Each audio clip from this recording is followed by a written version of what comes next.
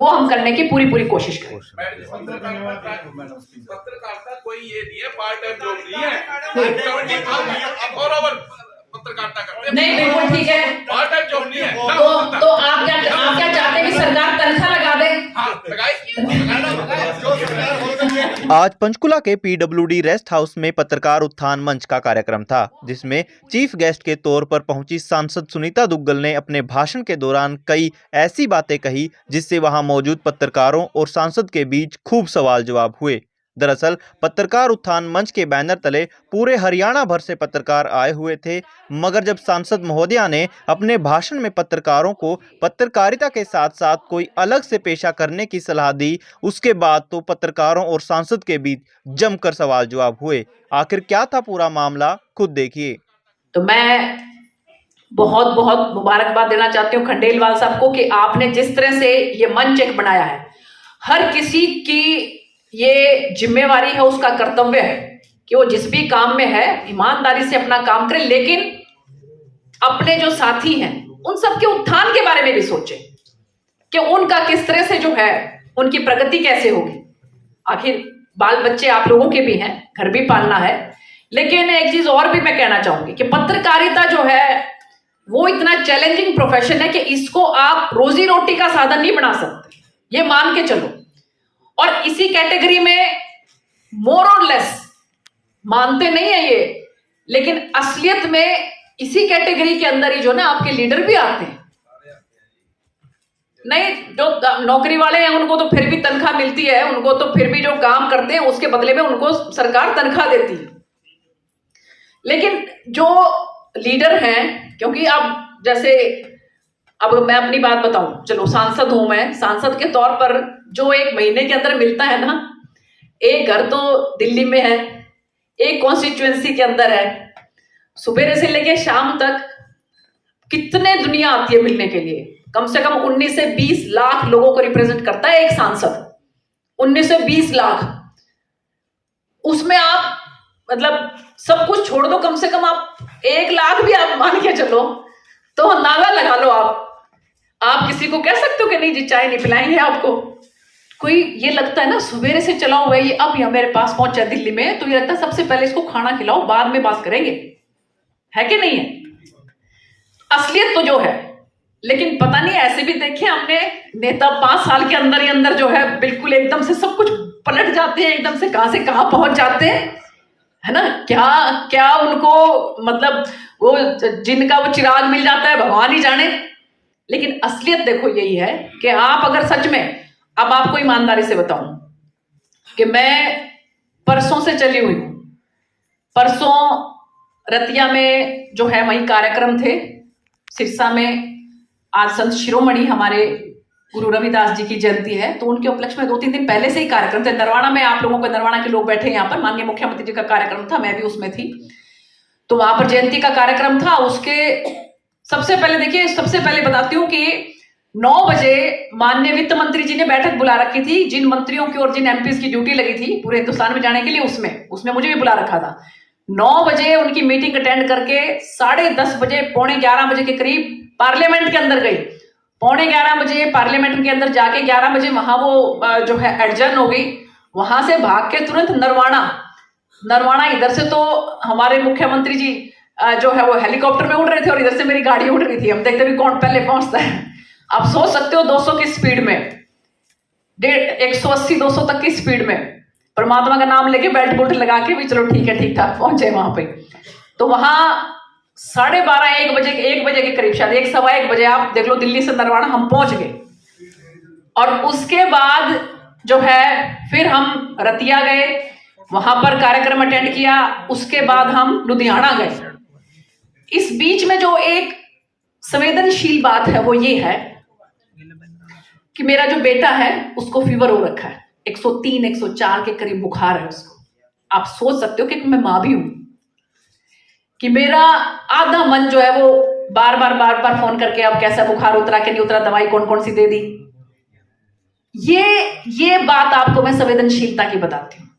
भाई मेरा जो कर्तव्य है, मेरा जो काम है, मेरी जो ड्यूटी है, जनता ने चुन के मुझे भेज रखा है, उसको निभा रही हूं, लेकिन साथ साथ एक मां भी हूं। अभी भी मेरे को ये है भाई, रात को कम से कम 1 बजे तक, 2 बजे तक अभी क्या है, अभी क्या है, अभी क्या है, अभी ठीक है, अभी क्या हो रहा है, कहते जी अभी वो दवाइयां खा के उसका मुंह भी आ गया जो है, और अब जो है चक्कर खा के वो गिर जाता तो पापा ने संभाल लिया उसको। ये चीजें भी साथ साथ चलती हैं। यही चुनौती है, यही चुनौती है। उसके बाद ये भी था, लुधियाना से भी सीधा जा सकती थी, लेकिन ये था कि आप पत्रकार भाइयों के साथ प्रॉमिस कर रखा है, चाहे थोड़ा समय दूं लेकिन जाऊंगी जरूर इनके बीच में। और इसलिए अब ये भी हो रहा है कि उड़ के चली जाऊं, तो इसलिए फटाफट जो है मैं कभी गाड़ी तुम लोग ले जाओ, मैं जो है फ्लाइट से जाऊंगी ताकि थोड़ा सा जल्दी पहुंच सकूं बेटे के पास। और पापा से पूछ रही हूं तो वो यही कह रहे हैं कि बस तेरी इंतजार कर रहे हैं, आते ही बिल्कुल ठीक हो जाएगा। ये चुनौती है। तो इसलिए मैं ये कहना चाहती हूं कि आप लोगों के लिए भी बहुत बड़ी चुनौती है, अपना साथ के साथ कोई ना कोई और काम धंधा जरूर करना। ये मैं आप लोगों को कहना चाहती हूँ। सिर्फ और सिर्फ पत्रकारिता के ऊपर अगर आप रहोगे तो देखो उसके अंदर एक डर रहता है, आप कितने ईमानदार क्यों ना हो, एक डर रहता है भी कहीं हम कुछ ना कुछ गलत ना करें, कहीं किसी तरह का कोई हम समझौता ना इस तरह का कर पाए कि जिसकी वजह से हमारी पत्रकारिता के ऊपर कहीं कोई थोड़ा सा भी दाग लगे, थोड़ा सा भी धब्बा लगे। मैम जी, आप कद्दावर नेता हैं सरकार में, मजीठिया आयोग की रिपोर्ट लागू करवाने में आप क्या सहयोग करेंगी? देखिए ऐसा है कि मैंने मजीठिया की रिपोर्ट पढ़ी नहीं है, मैं मजीठिया जी की रिपोर्ट जो है वो पढ़ लेती हूँ। पढ़ने के बाद माननीय मुख्यमंत्री जी के पास आपकी बात रख सकती हूँ, उनकी बात जो है हम उनके सामने रखेंगे, और बल्कि और भी लोगों के सामने, और भी जो हमारे नेतागण हैं उनके सामने भी रखेंगे। जो कुछ भी हो सकता है मेरे लायक, मेरे से, मैं एक ब्रिज की तरह हूं, चाहे जनता है, जनता और सरकार के बीच में, तो आप भी जनता ही हैं एक तरह से, आप लोगों के और सरकार के बीच में मैं एक ब्रिज की तरह हूं। मेरा काम है कि आप लोगों की बात को दमदार तरीके से रखना, उसमें मैं कोई कसर नहीं छोड़ूंगा। करने के लिए पैसा कहाँ है? हाँ जी, हमारे पास पैसा कहाँ है बिजनेस करने के लिए? मैंने कहा है ना जी, देखो सर, सुनो मेरी बात, जो सरकार की योजनाएं हैं उनका उसके हिसाब से ही लाभ उठाओ। अगर सरकार जैसे एक आम आदमी जो है वो अपनी पढ़ाई लिखाई करके कोई बिजनेस में जाता है, कोई नौकरी में जाता है, और उसके साथ साथ जो है अगर आपको लगता है चुनौती स्वीकार करने की आपके अंदर मादा है, ताकत है, तो साथ साथ पत्रकारिता भी करिए।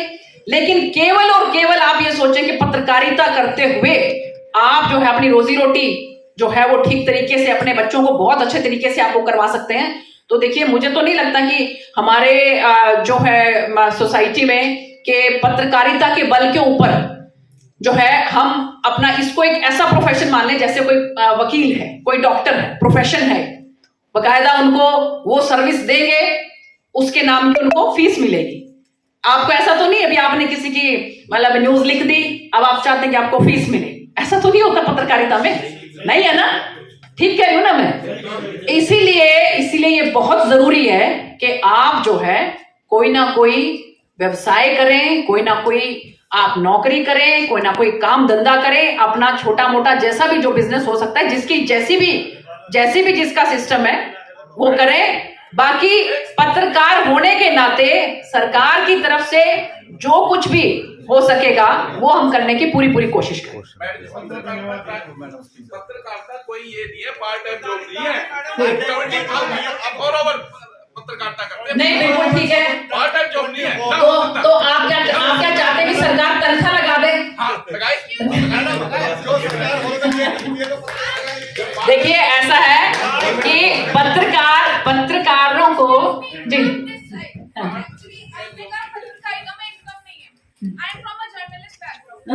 आज से नहीं, फ्रॉम 1931 से जी मेरी मदर भी बैठी है हरिका तिवारी जी। जी बात पैसे की नहीं है जी, बात ये है कि आजकल पत्रकारिता में इनकम क्यों नहीं है। लेट मी टेल यू, क्योंकि एजुकेटेड पत्रकार नहीं है, press notes and copy paste वाला काम चल रहा है। बात यहाँ पर ये है कि जो फर्म्स हैं, जो भी बड़े ब्रांड्स हैं, वो लोग अपना काम चला रहे हैं कॉपी पेस्ट से, उनको अब पत्रकारों से लेना देना नहीं। बात सिर्फ इतनी है कि हम पत्रकारों के हित की इतनी बात कर रहे हैं कि जो एजुकेटेड है उसको वो पोस्ट तो मिले। अब मैं आपको बताती हूँ मेरे साथ क्या हुआ। मैं अभी मास्टर्स कर रही हूँ in journalism and mass com, और साथ ही एक पत्रकार भी हूँ एक्टिव। मुझे 2 साल पहले एक ऐसे पत्रकार ने कुछ सुनाया, मेरी mother she is triple post graduate, income ठीक है। उन्होंने आके मुझे क्या सुनाया, तेरी मदर तो ट्रिपल पोस्ट ग्रेजुएट है, मैं 8वीं फेल हूँ, हर रोज 10,000 रुपया लेके घर जा रहा हूँ। कैसे? क्योंकि मैम बात ये नहीं है कि पत्रकार खराब है, देने वाला भी तो उतना ही खराब है ना। बिल्कुल है, बिल्कुल है, बिल्कुल खराब है, देने वाला भी बहुत खराब है। एंड मैम यहाँ मैं अभी मास्टर्स कर रही हूँ, कई जगहें ऐसी हैं जहाँ पे जर्नलिज्म एंड मास कॉम के लिए ना एंट्रेंस देते रहते हैं। अब बंदा एंट्रेंस की तैयारी कर रहा है, पूरा 1 साल पूरा ड्रॉप करके एंट्रेंस की तैयारी करता है, उसके बाद वो कहे कि जी इनकम नहीं है। मैम ये एक बहुत गलत मैसेज जा रहा है। नहीं देखो, ऐसा है, पत्रकारिता करते हुए जो है आपके जो ये चैनल्स हैं जैसे, जो उसके अंदर अगर आप एक रिपोर्टर के तौर पे लगते हो तो वहां से आपको मिलती है सैलरी वगैरह। अगर आप कहीं आपके अखबार हैं तो अखबार में भी आप करते हो तो वहां से भी आपको मिलती है। लेकिन जो अगर शौकिया करते हैं, जिनको ये है कि भी मुझे पत्रकारिता करना है, तो उनको अपना साइमल्टेनियसली कोई ना कोई व्यवसाय भी करना पड़ेगा। दिस इज माय डाइसेंट कि आप ये कह रहे हैं कि एक पत्रकार को फुल टाइम नहीं होना चाहिए। अच्छा ऐसा है, I want to record my dissent here, क्योंकि पत्रकार यदि फुल टाइम पत्रकार नहीं है तो वो अपने टाइम के हिसाब से अपने मालिक जब उसको छुट्टी देगा तब वो पत्रकारिता करने जाएगा, उसको कहीं ना कहीं कॉम्प्रोमाइज करना पड़ेगा। मेरा इस सबमिशन है कि आप जरूर कोई सरकार में हमारी बात ये लेकर जाएं कि पत्रकारों के लिए, उनके अधिकार के लिए आयोग बनाया जाए और मजीठिया बोर्ड को प्रॉपरली लागू किया जाए, और प्लीज चेक किया जाए कि साइमल्टेनियसली ये लोग मैनिपुलेट ना करें इसको। जी, जो आपका मांग पत्र खंडेलवाल साहब ने दे दिया है उसको सही जगह पर सही तरीके से रखा जाएगा, इस बात का मैं आपको पूरा विश्वास देता हूँ। बहुत बहुत धन्यवाद। जय हिंद। एक सवाल मैडम, वैसे तो आप ऐसे सवालों में कैसे जाओगे? नहीं, बिना जवाब दिए आप कैसे नहीं, एक सेकंड जी, देखिए मैडम का ये संबोधन था, हम वार्ता में करते ये बात, मेरे को ज्यादा ये बैठ रहे कि यहाँ हम बाइट जब लेते हैं, वो स्पीच थी उनकी जी, नवल